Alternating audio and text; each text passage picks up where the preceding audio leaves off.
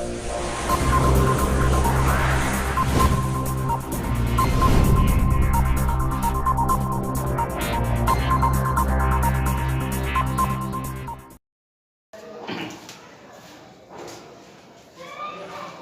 students, I am Vicky sir from Shivam study point, Ghatpur मोहल्ला औरंगाबाद।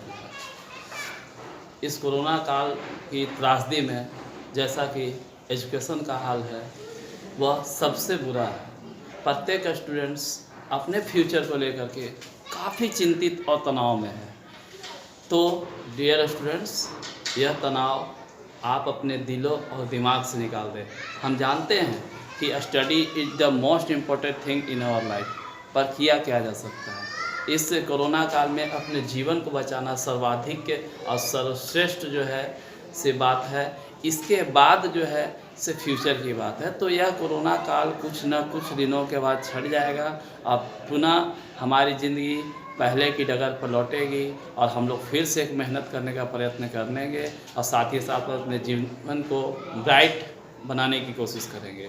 तो corona काल में आपकी पढ़ाई में किसी प्रकार का कोई प्रभाव उत्पन्न ना हो, इसके लिए मैं हमेशा जो है से सब्जेक्टिव वाइज कुछ न कुछ वीडियो अपलोड करने की कोशिश कर रहा हूँ।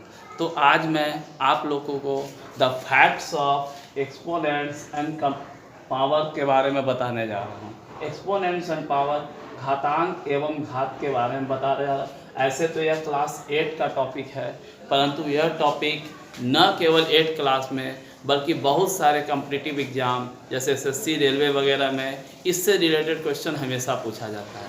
तो डियर स्टूडेंट्स, आप लोग सबसे पहले ध्यान से समझने की कोशिश करेंगे concept of exponents and power.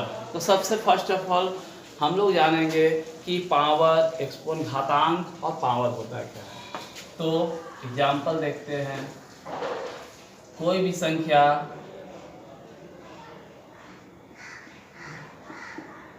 के ऊपर में जो संख्या दी रहती है वह उस संख्या का घात या पावर कहलाता है। कोई भी संख्या के ऊपर में दी हुई संख्या उस संख्या के लिए घात या पावर कहलाता है।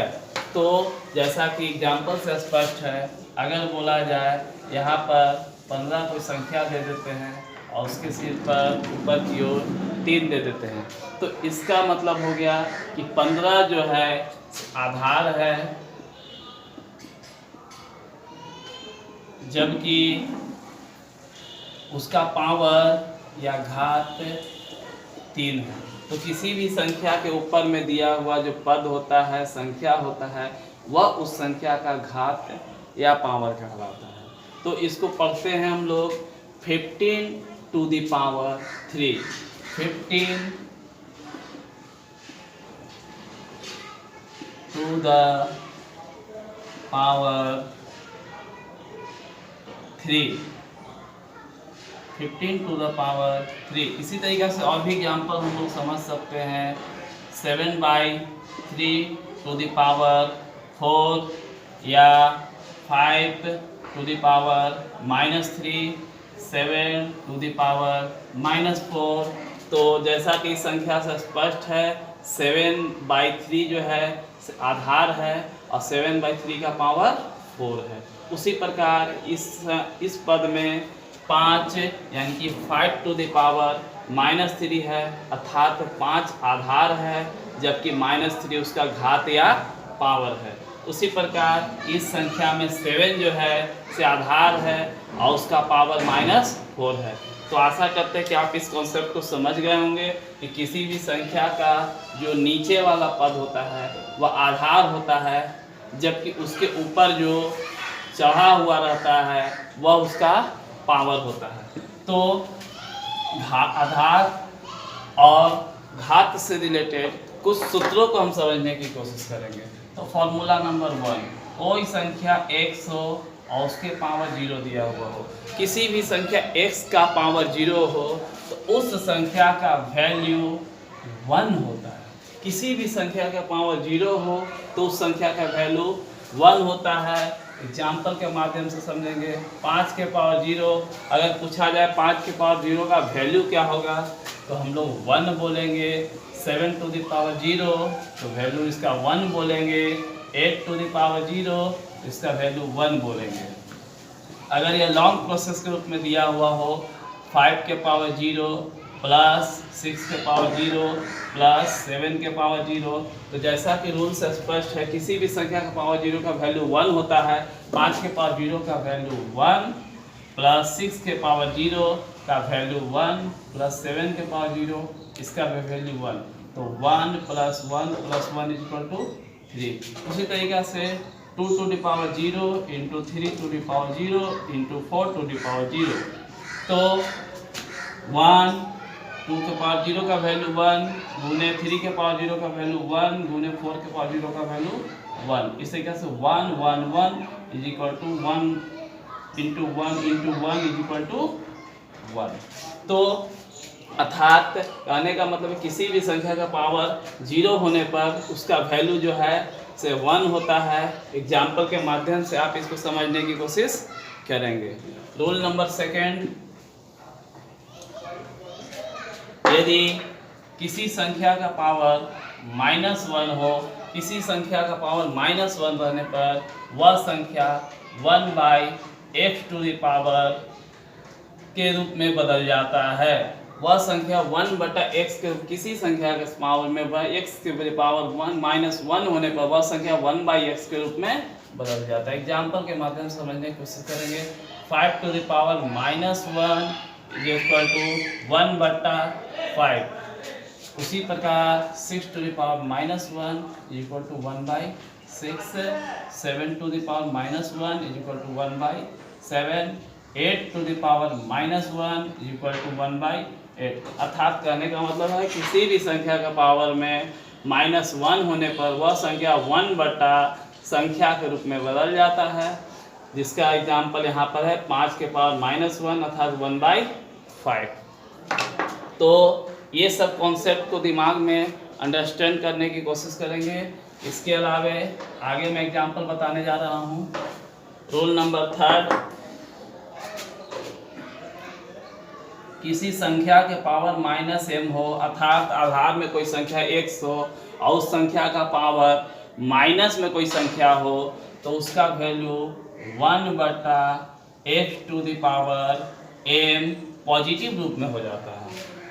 तो एग्जाम्पल 5 टू द पावर -2, जैसा कि यहाँ स्पष्ट है कि x के स्थान पर 5 और -x के स्थान पर -2 है, तो इस संख्या को जब हम लोग सॉल्व करेंगे तो 1/5 के पावर 2 अर्थात 1/5 का स्क्वायर 25।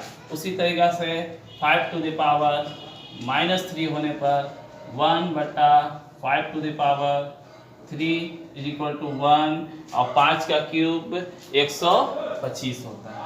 5 का क्यूब 125 करने का मतलब है कि 5 इंटू 5 इंटू 5, 5 के पावर 3 यानी कि 5 5 5 3 बार, 5 5 25, 5 125। तो इस तरीक़े से किसी भी संख्या के पावर में -m रहने पर वह संख्या 1/x के पावर संख्या के रूप में बदल जाता है। इसके बाद आगे बढ़ते हुए यदि कोई संख्या x के पावर m गुना x के पावर n के रूप का हो, तो अगर आधार सेम हो तो पावर जो है से जुड़ जाता है अर्थात x के पावर m प्लस n, तो आधार सेम रहेगा लेकिन पावर उसका जुड़ जाएगा अर्थात m प्लस n के रूप में लिखा जाएगा। जैसे एग्जाम्पल 5 के पावर 2 गुने 5 के पावर 3 इज इक्वल टू, आधार यहाँ पर सेम है जबकि पावर डिफरेंस है। तो मैंने भी बताया कि आधार सेम रहने पर पावर जो है से जुड़ जाता है, यानी कि 5 के पावर 2 प्लस 3 यानी कि 5 के पावर 3 2 5। तो इस तरीक़ा से इसका वैल्यू निकाल लेंगे। उसी तरीक़ा से और एग्जाम्पल समझते हैं। 3 के पावर 2 गुने 3 के पावर 4 इज इक्वल टू 3 के power 2 plus 4 is equal to 3 के पावर 4 2 6। और एग्जाम्पल समझते हैं। 2/3 के पावर 2 गुने 2/3 का पावर 3। इस स्थिति में 2/3 अर्थात दोनों बेस सेम है तो 2/3 टू दी पावर जुड़ जाएगा तो 2 plus 3 is equal to 2/3 to the power 3 2 5। तो इस तरीक़ा से इसका जब मान निकालने के लिए कहा जाएगा तो ऊपर नीचे दोनों अलग अलग वैल्यू हम निकाल लेंगे। अर्थात 2 दी पावर 5 कहने का मतलब है कि 2 गुने 2 गुने 2 गुने 2 गुने 2, 2 दूनी के 4, 4 दूनी के 8, 8 दूनी 16, 16 दूनी 32, 3 गुने 3 गुने 3 गुने 3 गुने 3, 3 तिया 9, 9 तिया 27, तिया 81, तिया 200, 81 तिया 243। तो इस तरीक़ा से इसका मान हम लोग निकालेंगे। आगे रूल की ओर बढ़ते हुए, यदि कोई संख्या x to the power m भागा x to the power n के रूप में हो तो x के पावर m भागा की स्थिति में जब आधार सेम हो तो भागा की स्थिति में पावर जो है से आपस में सब्सट्रैक्ट हो जाते हैं अर्थात घट जाता है x to the power m minus n। एक चीज़ याद रखिएगा, वेयर जहाँ m जो है से ग्रेटर देन n हो, m का मान n से अधिक हो। जैसे एग्जाम्पल 5 टू द पावर 4 भागा 5 टू द पावर 2। इस स्थिति में 5 टू द पावर 4 माइनस 2 अर्थात 5 टू द पावर 4 में से 2 गया तो 2, 5 का स्क्वायर मतलब 5 का स्क्वायर 25, तो इसका वैल्यू हो जाएगा। तो अगर पावर जो है से अलग अलग हो परंतु आधार सेम हो तो डिवाइड की स्थिति में पावर जो है से घट जाता है।